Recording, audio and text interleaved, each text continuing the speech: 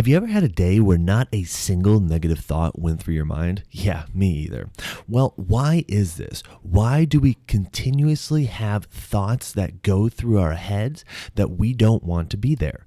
In today's episode of the Exercise is Health podcast, we sit down with world-renowned cognitive neuroscientist, Dr. Caroline Leaf, and she goes into detail about what is triggering these thoughts, why they're always there, and what we can do to better manage what she calls our mental mess. We're going to play the intro song and then we're going to dive right into this conversation with Dr. Caroline Leaf. Welcome to the Exercise is Health podcast, where we're talking about exercise, health, and the interconnectedness of the two. We are your hosts, Charlie and Julie, and we will be coming to you every single week from our studio, Muscle Activation Schaumburg.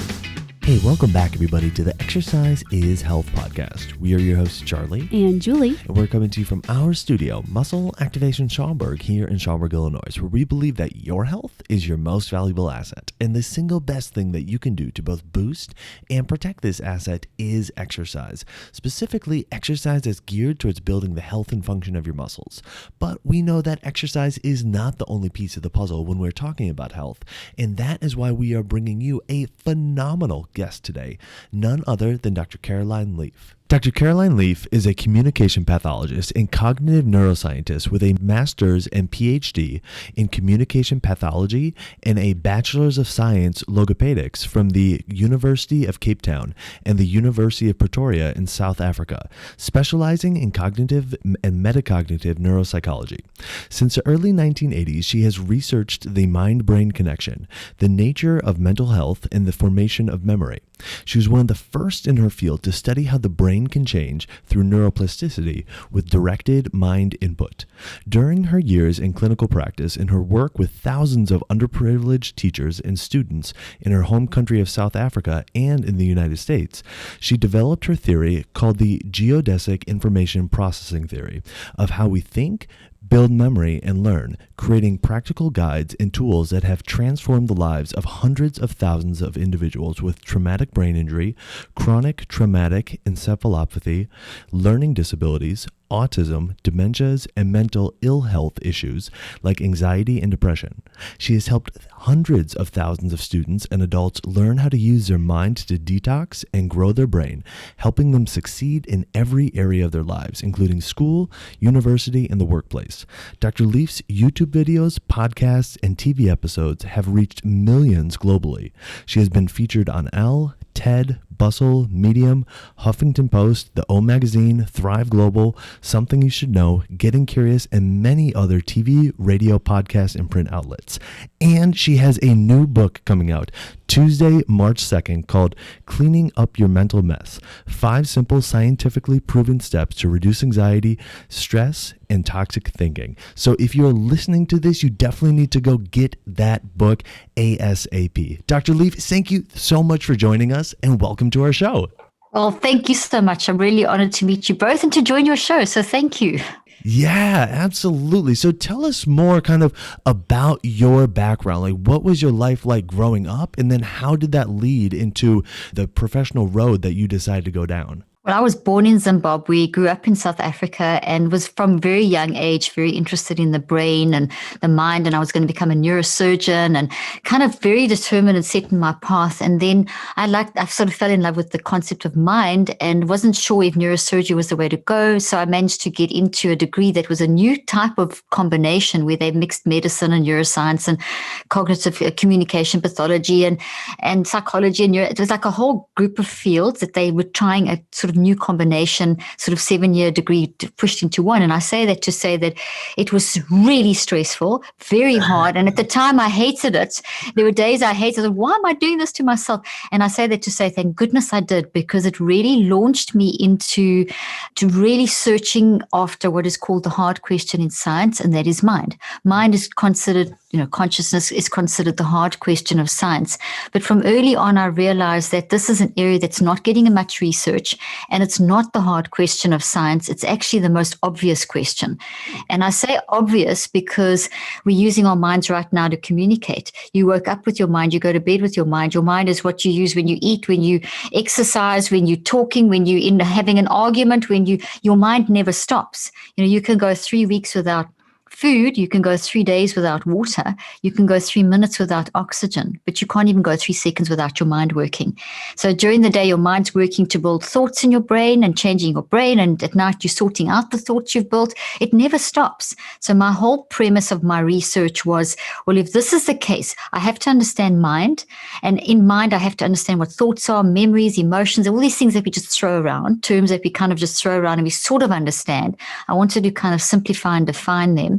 And then I wanted to understand, exactly the difference between mind and brain, the relationship between the mind and the brain, and the mind, brain, and body. And then I wanted to know the biggest question, which was, how can we control it? If we even can control this, what sort of self-regulatory skills do we have that we can actually control mind and change mind? And so is it a developmental thing? Can we learn it like we learn to train our bodies for exercise? Can we do the same thing with our mind? So that's been the pursuit of my research. I was started in the clinical world, where I worked with people with traumatic brain injuries and people with traumas and people with, as we said, TBI, all the things you read out. And an interesting part of the story is that in one of my neuroscience lectures, I remember them teaching us, well, a few, because the going philosophy in the 80s was that your brain couldn't change. And somehow that didn't kind of work, because I thought, well, we're always changing and growing as humans. And, obviously the brain's involved in the process, so it must be changing. And I remember posing that comment to one of the neuroscience professors, who basically said that's a ridiculous question. And I thought, well, why is it ridiculous? Because your mind's changing, your brain's changing. And so began an avenue of research. I had some professors supporting me, some not. And I ended up doing some of the first neuroplasticity research in my field, where I took people that had traumatic brain injuries, and I showed that with a deliberate and intentional systematic mind process that you control, using mind to control mind, that you can change brain and change cognitive, emotional, social behavior. And I showed that statistically significantly. And then the whole career of research later, I just recently did a set of clinical trials, which I've put into the book. It's in the first half of the book, a simple summary, and it's science. And I got pictures and things as well. There's some really nice pictures of the brain and that kind of thing in color. And the reason I always put science into my work is because science gives us knowledge and shifts our attitude. And it then helps us to develop the skills that we need. And if you can combine knowledge, attitude, and skills, you can create behavior change. So if I'm going to help someone and not just add to all the data out there, you can get millions of books about a million different subjects.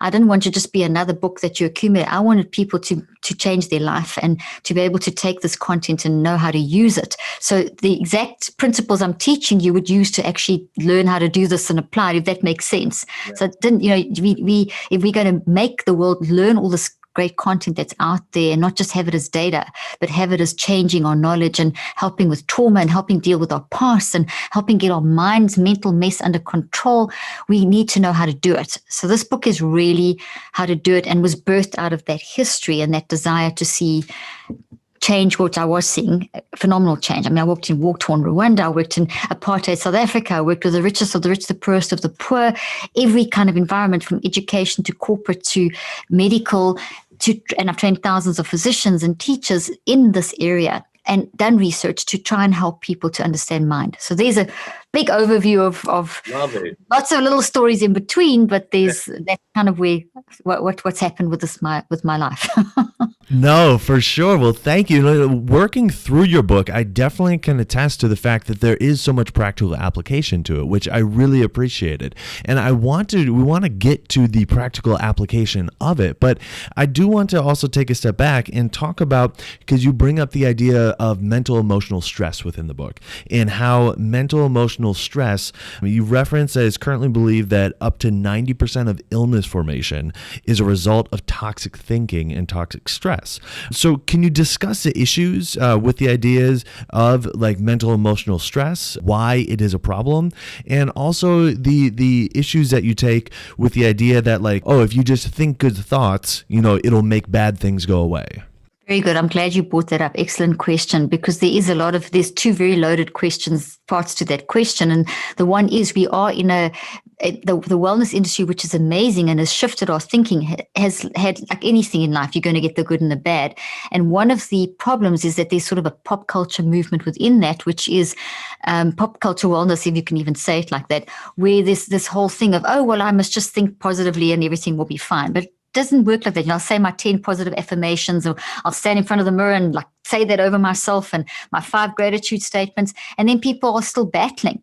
And that's because those are Band-Aids. You can't just put a Band-Aid. If you have a wound that's oozing pus, sorry to be so graphic, but it's a good graphic. And if you just slap a Band-Aid on, but you never treat the cause of the wound, you're never going to get rid of the wound. The Band-Aid won't work. So things like positive affirmations and positive thinking can create that kind of a very toxic effect where people will do it and they think, well, why is it not working for me? What's wrong with me? And then people get worse, because essentially at the end of the day, the feelings that we are feeling are warning signals telling us that there's something going on in our life and we have to address that. And if you don't address and face them, address them. And by addressing them, I'm talking about embrace, process, and reconceptualize. And that means doing the hard work of, okay, this is how I'm feeling and this is what I'm doing. Why? What's the cause of this? It's like disrupting me. I'm stuck. I'm depressed, whatever it may be. It's affecting my work, my relationships, whatever it is. You've got to deal with that. So that's the big stuff. But then there's also the moment by moment stuff that you can't handle just with a positive affirmation or something. And that's like, let's say that you wake up in the morning, you're experiencing life. Let's say that you get a terrible email and you've now got to deal with it, or you get in a conversation and you get into a fight with someone and you've got to go and do a podcast interview or something, and you've got to get your head back on to be able to look smiley and all that stuff so that you can do what you're supposed to do.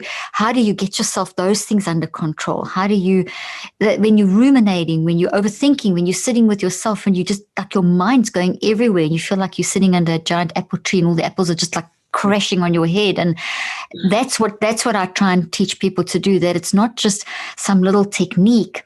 This is a process. You can add any technique you want, any of the wellness techniques, any therapeutic technique, but it's how you get your mind under control and so that's kind of where the practical side goes. So in terms of that question, the positive affirmation part we've answered. The actual issue with mental emotional stress, because it's something that we all face, right? And so like, is it actually a bad thing, or does it serve some kind of evolutionary biological purpose?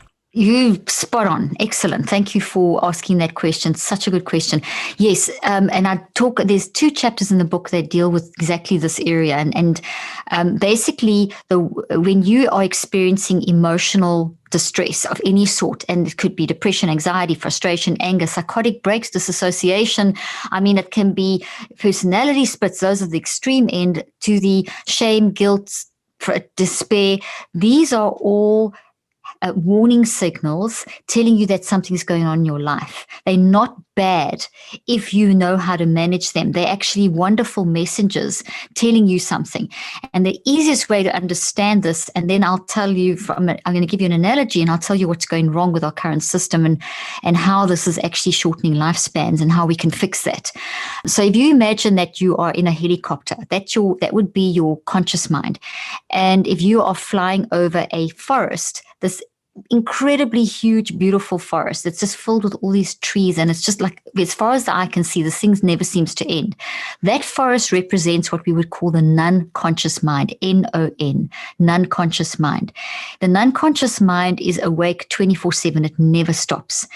Then you in the helicopter represent the conscious mind. So there's 2 parts. So here's you flying your helicopter and you're flying over this forest, and everything about how the helicopter, this forest is like you don't ever, this is your life, you're flying over this forest, and there's an energetic relationship between the forest and this helicopter, and you're always flying over the forest. Okay, so there's the one part. Now hang on to that for a moment. Okay, so I've got props, but I'll describe what I'm holding. I'm holding a brain in my hands. It's not a real live one, it's a model.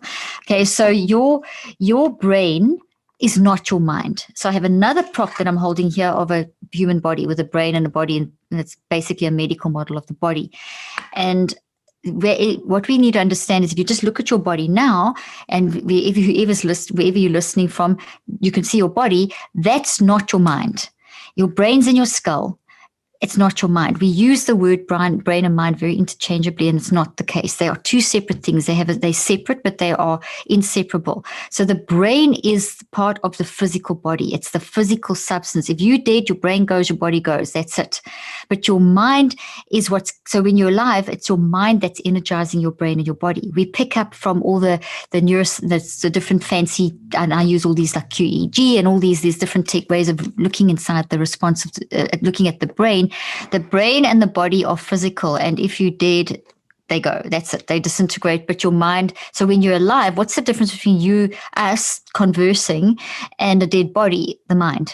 So the mind is this pervasive force. It's this energetic force that can be understood as an energetic field, and we can use things like quantum physics, Einstein's work in photoelectric effect, the years of research in gravitational fields. All those things tell us that there's something that is non-physical.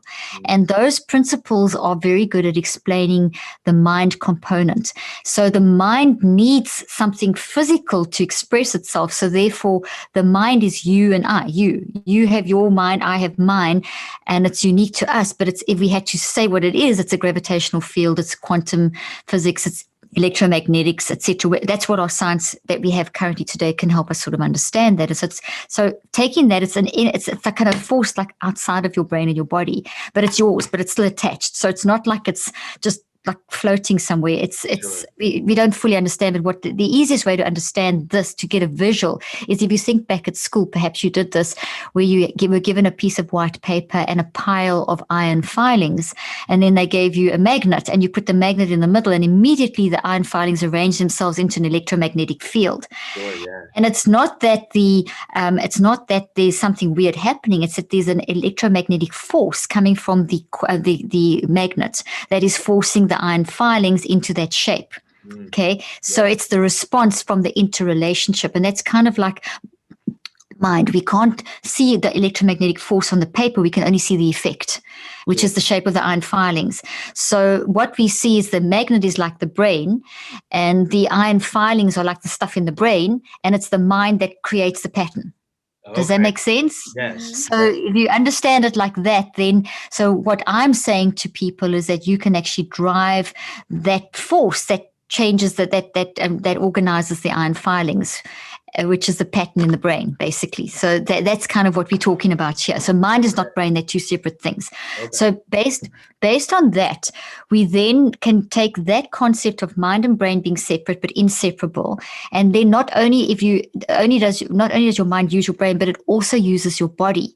So as you are experiencing life, like right now, people are hearing us talk about this mind-brain thing and this whole whatever mental mess and how do you clean up and mental health and all these things. That's the thought concept. That's the concept we're talking about. As you introduced me, you laid a seed, like you grow a seed in the ground and you grow some roots, but it's very fast. You grow this tree incredibly fast. What does that mean? That means that you've done that iron filing thing. You've actually got the information I'm giving you is the pile of iron filings. And as you are making sense of it, you are using this electromagnetic force, and the brain is the magnet, and you're kind of making patterns and sense of what I'm saying. See what and so that's happening at 400 billion actions per second. You're converting my sound waves and the electromagnetic light waves and everything. That's all the energy. You are converting it through think, feel, choose, which is that energetic force, into these physical protein trees inside your brain.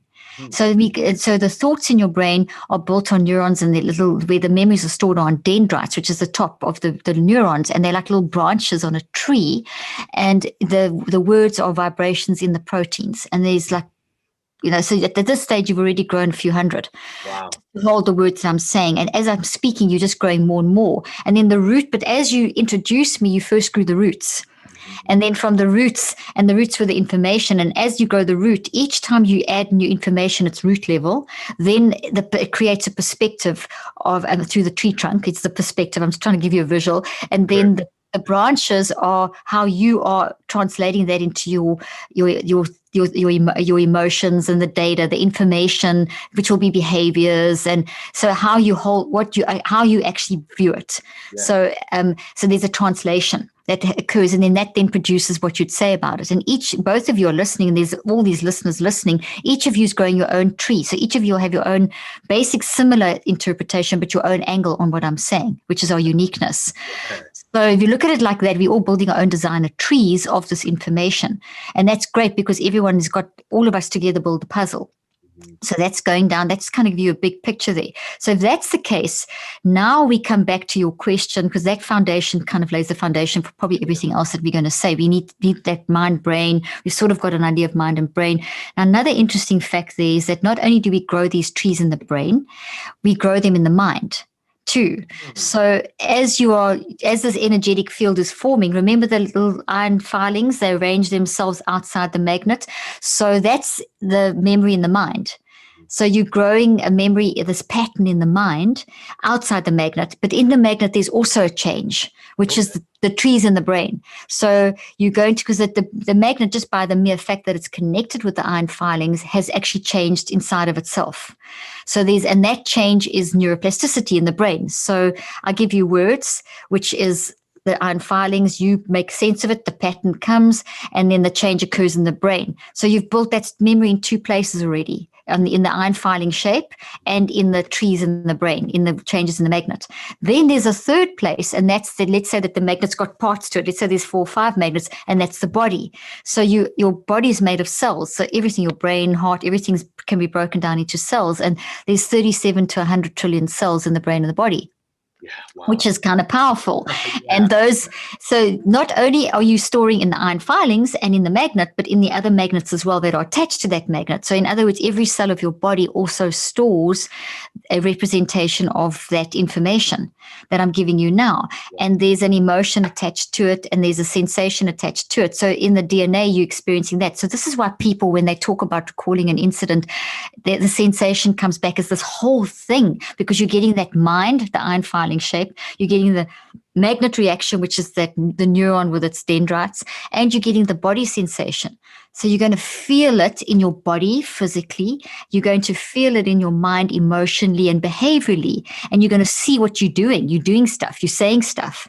So it's in your actions and words, etc., etc. And all of those are telling us information about what's going on. So that's the basic principle operating. So now if we look at it from that, let's come back to the helicopter analogy. So here you are your conscious mind, you are in the driver's seat, but sometimes you feel like you're not. Sometimes you feel like you're flying through a storm and you can't see, and it's like crazy. And that's when we feel like life is too much, or overthinking, ruminating, toxic thoughts, trauma invading, I can't cope, burnout, the whole lot. And some days it's really bad, and some days it's better. And sometimes we can have extreme experiences that take us into extreme states where people are suicidal. And so, but all of these are not illnesses. There's a huge difference. They're not an illness on the same level as something like cancer or diabetes or cardiovascular disease. Those are physical things that are very specific to the physical body.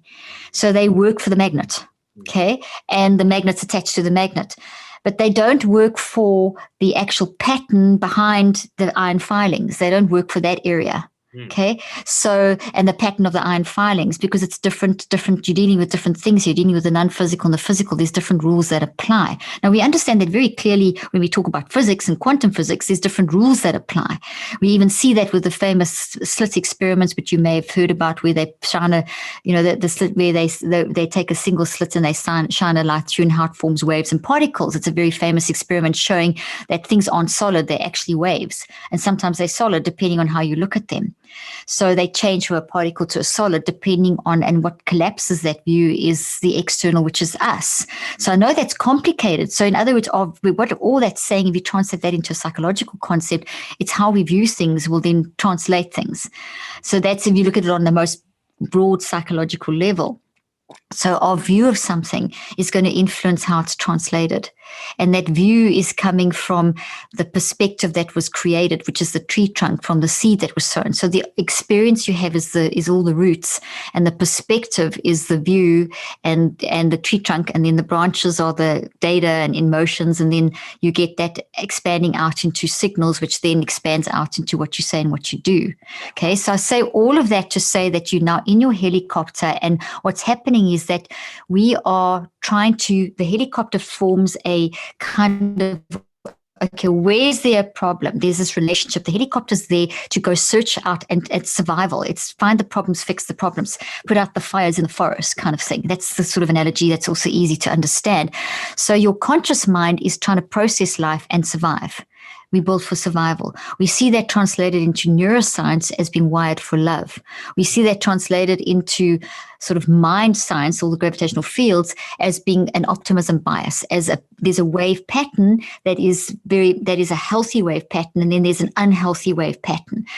So people that are negative, for example, when you hang around a negative person and they're like, oh, negative, you just want to get away and like have a shower, you feel kind of dirty. That's an example of this optimism bias in the mind, the iron filing pattern part, where if it's toxic, it's not something that makes you feel comfortable. It's something that makes you feel, like I need to get away from this. So there's if you want to understand the concept, it's not something weird. We can take that example of being around toxic people to back down to the level of science, back down to the analogies and all that kind of thing. So our survival need is one of, if there's a forest fire, and that would look like, instead of a beautiful green tree, I'm holding up a toxic, wiry looking tree. So this forest of ours has got some beautiful green trees and mostly green trees, but in between there's patches of these dark trees, and some are really dark, and there's like big patches and small patches. All the patches of the dark are affecting our survival. So we see this in the body. As an example, we can think of COVID, the virus. As we all know about COVID, you can't not know about COVID. But what's our immune system doing? Our immune system is trying to fight COVID. So as soon as because the body's wired for survival, so when a virus comes in, survival threatened. What does the immune do? Fight it. Okay. Our brain system also has an immune system. The brain and body have two connected immune systems. So when there is a toxic thought in the brain, which is one of these dark trees, the immune system of the brain and the body go on high alert to fix it.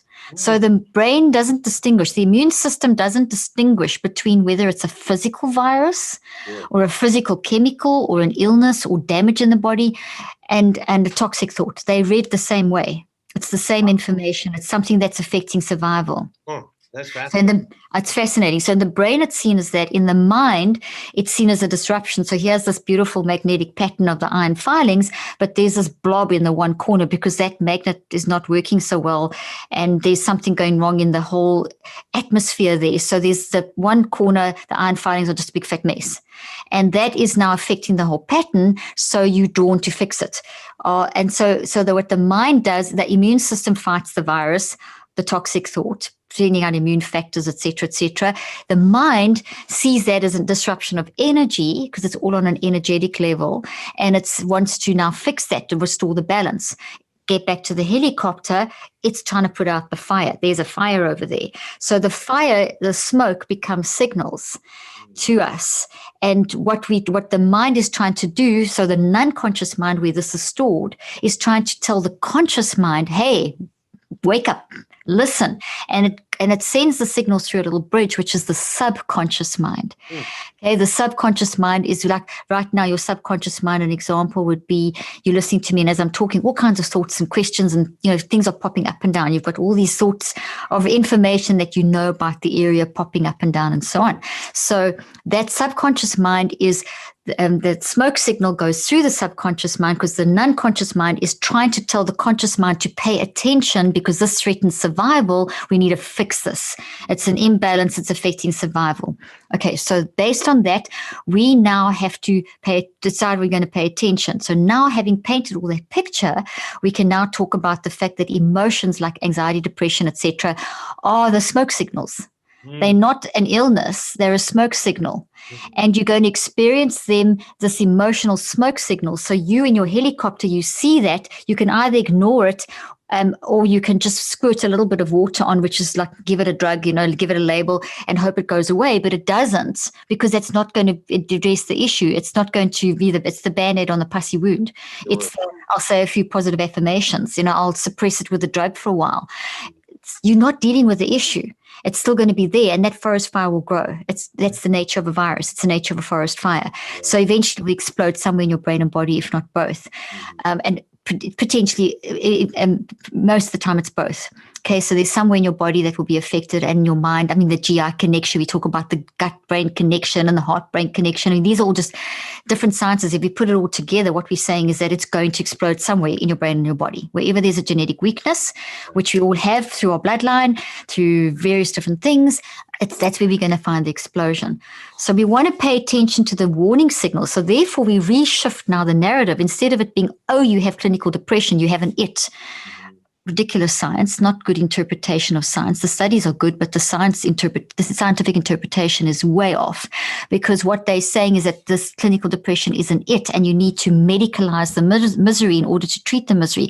And the treatment is symptom label, identify the symptoms, which is what you would do for your heart disease or diabetes, give it a label and treat it with a medication and maybe a bit of a therapeutic approach. Now that works for the brain and the body. It's fantastic for the physical, but when it comes to the mind, it doesn't work, because you can't, if just, let's say there's three of us now in this conversation and there's a lot of listeners, let's say that there's 10 of us, it's us three and 7 other people have all been diagnosed with depression. Does that mean that we all have the same illness? No, of course not. It's not even an illness. What we're having a reaction, a response. We have warning signals. Our helicopter's seen a smoke signal of depression. But your reason, your tree, if we land your helicopter next to it, and yours and mine and the other 7 people, I'm just giving a random, we all got different trees, and the trees have all got different roots. So we cannot do justice or validate a person's experience by just labeling it. In fact, what the research shows is that by labeling something, you actually will exacerbate the problem. Initially, people may feel, oh, well, that's why I feel like this. So there's an initial comfort in a label, but then it's not sustainable. And then you get stigma, and then you get shame, and then they want to talk about it. 3% of leaders talk about mental health. Meanwhile, every single leader is suffering from mental health. In fact, if you're human, you are suffering from mental health. So there is absolutely no way around this thing. So if you're human, you're a mental mess. That's why I wrote the book, Cleaning Up a Mental Mess. We all experience it. I experience it. And I'm not ashamed of it. None of us need to be ashamed. 3% of leaders, as I mentioned, don't talk about this. They don't, therefore, they pretend it's not there, which then means whoever they're leading, and I'm talking in every aspect of life, not just corporate, political, corporate, every strata, education, home, religion, whatever. Everyone who's in some level of leadership position, even within a family, there is going to be only 3% talking about it, which is terrible, which means that it doesn't give permission for everyone else to experience it. So we're all living a lie. We're all pretending we're okay, and we're not. And that's got to change. And that narrative has become very dominant in the last 40 years. And a lot of it's related to the fact that it is an illness, but it's not an illness. So people don't want to, who wants to admit they've got a neuropsychiatric brain disease? I sound like a nut job. That makes you, doesn't exactly something you talk, but you'll talk about your cardiovascular issues. You'll talk about your immune issues, but no one wants to say, I've got a neuropsychiatric brain disease. It makes people look at you funny, and, it affects your job applications, and it affects your insurance application, so there's a whole lot of ramifications that people are being affected by. So we see 40 years of this kind of approach has created a situation where people can chop 20 years of their life with this psychiatric label. That's what the research is showing. So from the mid-90s to the mid-2000s, a population study was done, and for decades, people have been living longer. And for the first time in history, of people improving in lifespan, that has been reversed. With the advances of medicine and technology, we entered the COVID era with a dramatic problem. And that dramatic problem was that people are dying 8 to 25 years younger from preventable lifestyle diseases. And if preventable, that's insane in this advanced age. So now we have to, and that's pre-COVID. Now we've got COVID. Yeah. So like we've got to do something. So now about everything I'm saying, by the way, is in the book. Okay. So everything you can go dig deeper and read. And I have an app that goes with this called the Neurocycle app. So it helps you through this process too. So pulling all of this together, what we see is that if people are dying younger from preventable lifestyle diseases, why? And we track it back to 40 years ago, this approach that we started labeling and diagnosing and just forgetting people's narrative, taking the 10 people and saying, you have one thing. You don't. You have 10 different stories and 10 different reasons. And every single one is valid. You don't need your pain validated by a disease label. In fact, it invalidates it. So I validate anyone who's going through depression. It's a very valid thing. It's a real response and it needs attention. It needs more attention than it's being given. I am proposing a very different model where there's a lot more validation and understanding of the experience. Okay, so having said that, we then have to look at the other reasons. The industrialized food movement began 40 years ago. Modern American diet, processed food, that's also destroying the brain and the body. Now, as you recall, the mind is working through the magnets. So if the magnet's broken, the mind, it's pretty difficult to work through broken machinery. So we have to look after what we're eating, and the current modern American diet, I've written books on this too, is messing up the brain and the body. So that creates these feedback loops, and then we get all these weird illnesses in our bodies, an increase in diabetes, which affects your mind too. So that feeds back into your mind, and you get depression and so on, and tumors and all chemicals. And we know there's a lot more that we know about that now, but that also came around that time. And then the advance of technology, which is a fantastic thing, but if it's mismanaged, it creates hurry sickness, where we're so busy that we don't think things through. We get caught up, and we spend hours getting addicted. So we create addictive patterns, and that changes brain structure, and our brain adapts to the screens and blah, blah, blah. There's tons written about that too. So you put that all together, and we've created a situation where our humanity has been kind of overlooked. We've kind of become these machines that are just, everything's measured and it's all physical, but the complexity of humanity is being kind of just shoved aside. And now this is translating into people battling with diet, with exercise, with the world that you live in as well, because you're helping people with with exercise and coaching them to health. You're seeing you yourselves know that there's a massive mind component involved. In fact, research shows that you go do a workout. I'll take a basic example, and your mind is in a mess. You're going to lose up to 80% of the benefit of that workout. Wow. Because of your mind and the diet too. So, every mind's driving everything. As I said, your mind's always with you. So we've paid so little attention to understanding mind. We've just kind of lumped it into diet, exercise, dealing with stress. It's got this little component. Meanwhile, it's driving all the others. And you can't just say, okay, then meditate for stress, which is kind of what everyone's been told. Okay, do meditation and do some breathing. Yes, that's all, but those are only priming the brain. They're not doing anything else. They're excellent, and I totally support them, and I talk about doing them in the book, but they are priming the brain. You've got to go beyond. You've got to do that and so coming back then, I know this is a very long answer, but from this, it's going to be very easy for you to unpack questions. Sometimes it's, so essentially then, if we don't see depression and anxiety as illnesses, what are they? They are warning signals of an underlying cause. So now we got the helicopter. That's the conscious mind. You now are in flying you the pilot, but you now have you also as the co-pilot. So not only are you in the seat, but you've got a co-pilot that's also you. So you're now two. The one is the wise mind, because all of us have that. All of us have this incredible inner wisdom. It's our wired for love design that I spoke about. It's this optimism bias. It's the middle of the forest. That's this perfect green trees. And an example of that would be, someone comes and asks you for advice, and you give them this great advice, you're coaching them. And then you look at each other and you say, geez, that was such good advice. I didn't even know I knew that stuff. I don't know if you've had those experiences where you give such great advice and the response is amazing, and the response in your clients are amazing, or the person you're helping, or your friend, or whatever it is. That's an example of wise mind. When you have that beautiful conversation and you're just so uplifted, that's an example of wise mind. So we've all got this. We've all got, and it's survival, and it operates in love and all that kind of philosophical, spiritual you can bring into the science and so on, because they're all just two sides of the same coin. So that's just an example. So now you've the conscious mind, the helicopter, you are the pilot, and you are also the co-pilot. The co-pilot's the wise mind. The wise mind has direct access to the middle of the forest, that dark strip, that's where all the wisdom is, which is the core of who you are, which is the wired for love design of your brain and so on. And so now what you do is you're saying, the co-pilot saying, hey, there's a smoke signal, depression. You are depressed 90% of the day. You need to actually do something, X person, that's the co-pilot talk. You need to pay attention. That fire's been going for 90% of the day. In fact, it's been going all week. In fact, it's been going for the last 2 months.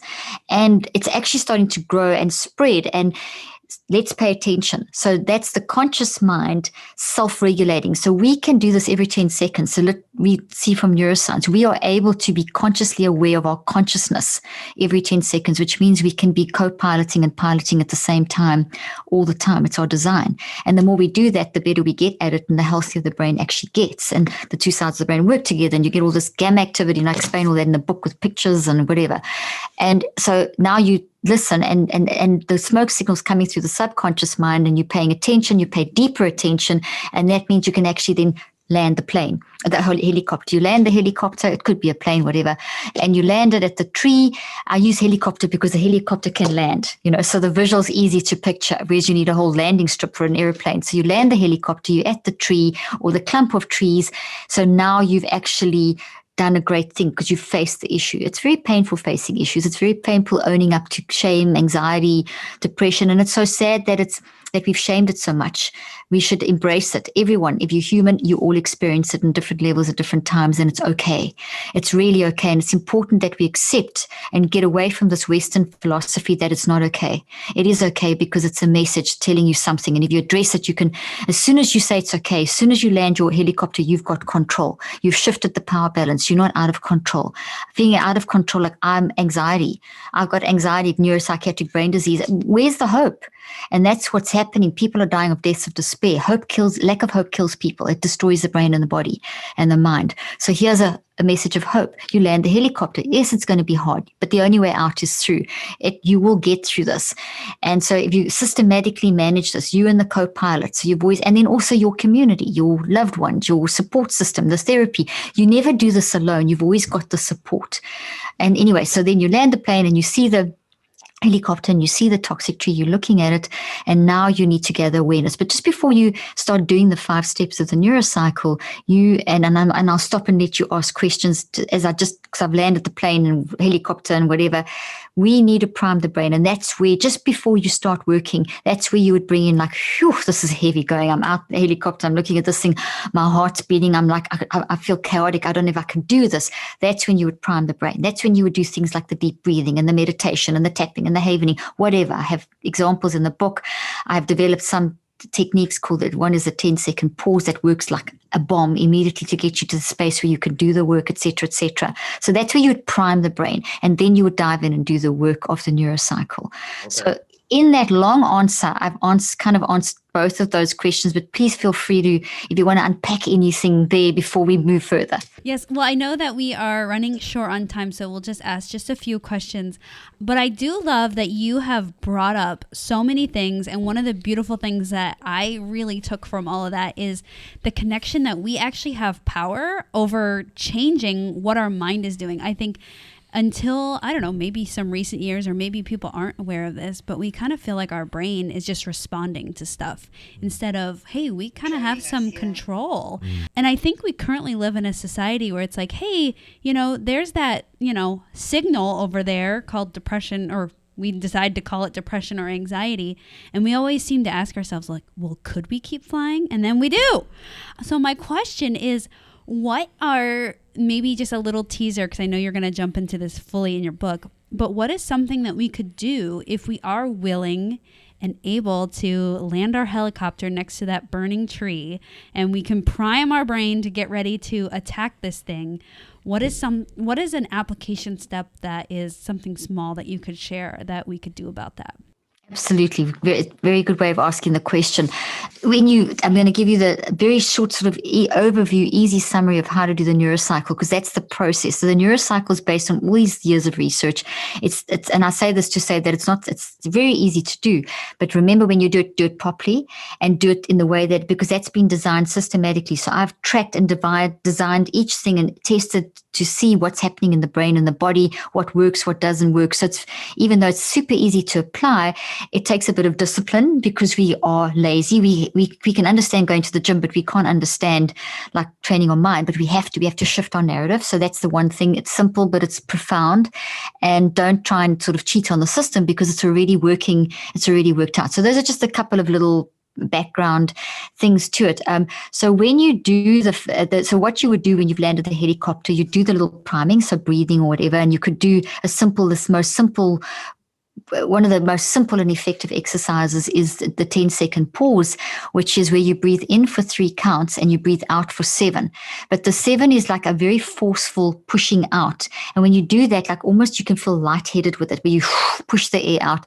It pushes oxygen to the front of your brain and increases blood flow, creates balance between the two sides of the brain, calms down the neurochemistry of the brain so that you can actually start dealing with the stuff. So you can do that like up to 6 to 9 times. And there's all kinds of, I've got a whole lot of different techniques you can do all for the brain priming in the book. So that's just one example. So the reason we breathe out longer than we breathe in, and specifically that's 7 is a good number, is because the longer you breathe out, the better you increase your decision-making capability. So that's 3 in, 7 out. If you can do that 6 to 9 times, it's like a minute and a half. It's not long. That a minute and a half will transform a lot of your neurophysiology, so you feel a bit more resilient and able to deal with the issue. Then a basic example, then let's say that burning tree is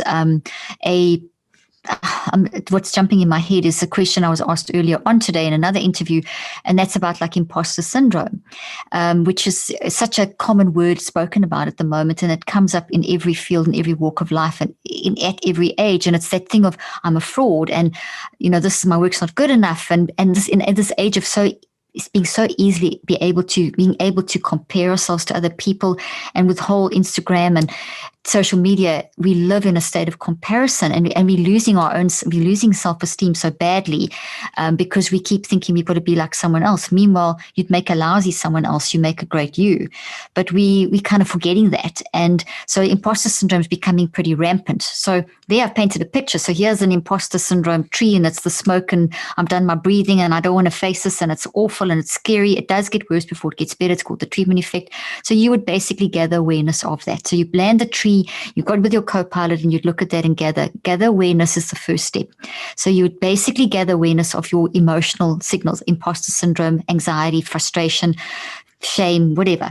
Then you'd gather awareness of your physical. What's the physical response in your body? Adrenaline rush, heart palpitations, GI, whatever. Then you'd gather awareness of your behaviors. What are you saying and doing? Are you withdrawing? Are you not fulfilling your potential? Are you not speaking up at work? Are you not achieving your goal? Whatever. Behaviors. Then you would look at your perspective. What's your perspective? I'm a fraud. Is that your perspective? So those are the warnings. Those are the smoke signals that you saw, but now you've actually gathered awareness of them. So instead of them hitting you in the face like an apple tree falling on your head where you feel like you're overwhelmed, you've now, as the co-pilot and pilots, you've got the co-pilot guiding you through the process of gathering. So that in itself, that whole thing I've just laid out is critical in mind management. And I'm describing self-regulation. Yeah. And the more you do it, the better you get. And as you do it for the big stuff like trauma over time, so you can apply it to all the time stuff. So in the book, I've got examples of how to neurocycle for dealing with toxic traumas, which are the established things, toxic habits, which are established over time. Then the day-to-day stuff, which I call neurocycle life hacks, brain building, which builds resilience, same 5 steps, acute traumas, big T traumas, little T traumas, But you want to build a new positive habit in your life, you can use the 5 steps. And so on, dealing with diet, exercise, communication. So I show you a multiplicity of applications. One of the key things, and I will finish the other 4 steps in a moment, is that it takes time to do the stuff. So even if you do the in the moment stuff in 5 seconds, which is how do you manage the moment? If you also need to, if you've got an established thing like a trauma or if imposter syndrome is, I can show you how to handle it in 5 minutes or 5 seconds or 30 seconds. But if that's persistent in your life, then that's a pattern. Then you need to go do a 63-day detox to find out in more depth why. So you can manage the moment of the imposter syndrome, but if it keeps coming up, there's a pattern there. There's a tree with big roots, and you need to go. It's going to take you 63 days, not 21, 63 days to change a habit. To build a habit, to change a habit, 63 days. In the first 21, you're going to identify detox. So you're going to embrace, process, and reconceptualize. You're going to break down the toxic and you're going to build it into the healthy. But then it's a tiny little new tree, and it doesn't have enough energy to send out a smoke signal to jump through the bridge of the subconscious mind. So you need the extra 42 days where you just basically do the 5th step, and you do that for 42 days, and that takes you to day 63. So it's not a difficult process, and it's in the book, it's in the app where I'll really walk you through that, but it's so powerful scientifically. And if people get this, you will see the changes happening that people want, because they go to therapy for years and they don't change because they don't go through the proper cycles that create behavior change. So this is you do the therapy techniques within this. You do the gold techniques in the coaching within this, and then you actually start achieving the behavior changes. So that's kind of the concept operating. And there's not much science on that, research out there on the numbers of 63. So that's why I bring that in. I've done that research because I was tired of people saying 21 days. It's a total myth. There's different things that happen at 21, 42, 63. Okay, then once you've gathered awareness, you then reflect. Reflect is a very powerful word. And there's a lot, as I said in the book, but if you shine light through a prism, it gives you the whole rainbow. So it's beautiful. Reflect is a huge thing. Reflect light through a prism. It's a lot that comes out. So you want that a lot. What does this one thing mean? So it's why, ask, answer, discuss. And the 3rd step, you write it, but you need to write in a brain-friendly and mind-friendly way. And the brain doesn't work in lines, nor does the mind. It works in patterns. So you create a metacog, which I explain in the book with images and videos and the Neurocycle app, to arrange information. When you write in a metacog, you transform how you actually will dissect that tree. You will get to that root pretty quickly, and you'll see that what you could not believe, and it's phenomenal. We've had people with multiple personalities through terrible trauma, which is not an illness. It's basically a split mind, a coping mechanism to cope in the trauma. We've had them reconnect through this 5-step process and through using the metacog because it's so visual. That's an extreme example. And you can use it like the small things while you keep arguing the same argument with your husband or wife. You can, this process will show you, oh gosh, we've been doing this for 20 years. We could have stopped this 20 years ago. You see your patterns. So this process really is revealing. The 4th step is that you recheck what you've written in the metacog, because it's going to be all over the place. The metacog is a bit like vomiting all over the page. I know I use very strong analogies, but it will stick. Okay, it's all over the place. So the recheck is to organize, to make sense, to coordinate, to find patterns, triggers, activators, antidotes. And then the 5th step is an action that closes the cycle. We work in cycles all the time. The 3-week cycles that make 9 weeks, the 63 days is 3 sets of 21. Our body heals in cycles of 21 days. So we work in cycles of mind management. So you do the active reach is the 5th step that closes the cycle for the day. It's a little action. So let's say on the first day of a 63 days, the first day, all you see is that, okay, I've got this imposter syndrome. And the reason is because I can't receive compliments. I think that's what it is. Because the first time you look at it is that's maybe, but as you go deeper, you'll find, well, why can't you? And you'll go deeper and deeper. But for today, okay, well, today, my little active reach will be, I will receive a compliment. I will practice receiving compliments. And that's your active reach, but it's the full stop on the sentence. It keeps you in a state of mental peace. And as you go through that's the moment by moment neurocycle hack to help you in the moment. When you do it over time, each day your recheck kind of grows. And eventually by day 21, you've got the whole new tree. So you create one active reach, which you then do for the 42 days. I mean, that's the basic system. And obviously the detail, we're giving a big picture, but that's pretty much what you would do. And it's a scientific, foolproof way for managing mind. The more you do it, the more of an expert you become and the more areas you will start applying it. And it's for adults and kids. Hey, that's just brilliant. Thank you so much for sharing that with us. Yeah, one thing when I was reading through your book that really came to my mind, one of my favorite quotes is from Stephen Covey's book, The 7 Habits of Highly Effective People. And he says, but until a person can say deeply and honestly that I am what I am today because of the choices I made yesterday, that person cannot say I choose otherwise. And I feel like the neurocycle is a huge piece of our ability to choose otherwise. So I just want to say, thank you for the work that you've put in to develop this. Thank you for sharing it with the world, with us, with our listeners. Really, really appreciate your time, your expertise. Where can people find out more about your book, purchase a book, find out more about you, follow you, connect with you? And your app. Thank you. Thank you so much. Yeah, it's cleaningupyourmentalmess.com. They can go there, and obviously the book's sold wherever books are sold. You can also go to drleaf.com, which is a webpage, and my Instagram handle is Dr. Caroline Leaf. So it's super easy. And from there, you can reach everything. So, and then my podcast is called Cleaning Up Your Mental Mess. So same as the book. So there's a super easy way of doing that. And I love that quote. And it made me think of a quick closing statement, if I may, that you can actually change through the neurocycle. You can change how the past plays out into your future, which is pretty much kind of the summary of that quote and everything he's saying. So that's amazing. Dr. Leaf, thank you so much. We really appreciate you, appreciate your work. Absolutely.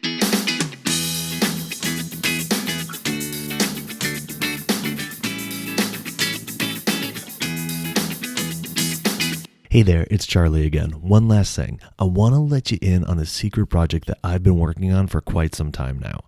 I am planning on releasing a book by the middle of summer 2021. But here's the thing, because I'm self-publishing this book, there's only going to be a limited number of copies available at any given time. So to learn more about this book and to be one of the first to find out when this book actually gets released, what I need you to do is go to exerciseforlifemethod.com. There you'll find out more information as well as some exclusive bonuses that I'm offering just for simply staying in the loop with what's going on with this book. So to learn more and claim your bonuses, go to exerciseforlifemethod.com, enter in your information, and you'll be automatically kept up to date. Learn all about the book and bonuses at exerciseforlifemethod.com. This podcast is for information purposes only. The statements and views on this podcast are not medical advice. This podcast, including Julie and Charlie Gates, disclaim responsibility for any possible adverse effects from the use of information contained herein. Opinions of guests are their own, and this podcast does not endorse or accept responsibility for statements made by guests. This podcast does not make any representations or warranties about guest qualifications or credibility. This podcast may contain paid endorsements or advertisements for products or services. Individuals on this podcast may have a direct or indirect financial interest in products or services referred to herein. If you think you have a medical issue, consult a licensed physician.